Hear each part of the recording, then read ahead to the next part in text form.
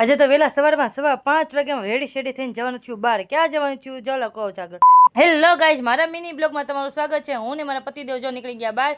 જવાનું છે ગામડે અને એ પણ બાઇક લઈને. હજુ તો ગેટની બહાર નીકળ્યા ત્યાં ચાનો કાંટો ચડાવીને નીકળી ગયા બહાર અને પડી ગઈ સવાર. જો સંજોળું થઈ ગયું છે. સવારે તમે નીકળ્યા હતા અને 2 બાઇક લઈને જાવી છે. થોડેક આગળ પૂગ્યા ત્યાં પડી ગયું પંચર નથી પડ્યું ભાઈ, હવા ઓછી છે, હવા પૂરા ઉભા રહી ગયા.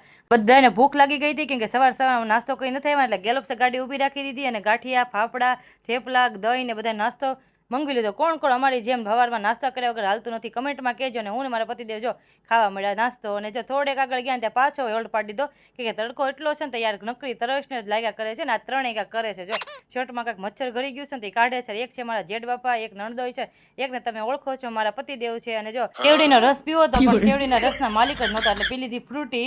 અને બધાને કપડાં જોઈને આઈડિયા આવી જ ગયો છે કે અમે ક્યાં જ આવી છીએ તો કમેન્ટ બોક્સમાં કહેજો.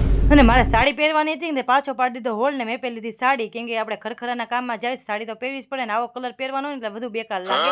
અને આમ હું કાળી કેટલી લાગુ છું કેમ કે તડકો મને ગજબ લાગી ગયો છે. પહોંચી ગયા વનાળા કેમ કે મારા નણંદના ઘડા સાસુ ઓફ થઈ ગયા છે ને એટલે અમારે આવવાનું હતું ને. અત્યારે છે ને ધર્મસભા ચાલે છે અમારા ભંડારા નિમિત્તે છે ને ભજન ભોજન ને પૂજન એ રીતનું હોય. તમારે કઈ રીતનું હોય ને કમેન્ટ બોક્સમાં કહેજો. અને મારા વિડીયો જોવા ગમતા હોય તો લાઈક શેર સબસ્ક્રાઈબ ને હર હર મહાદેવ.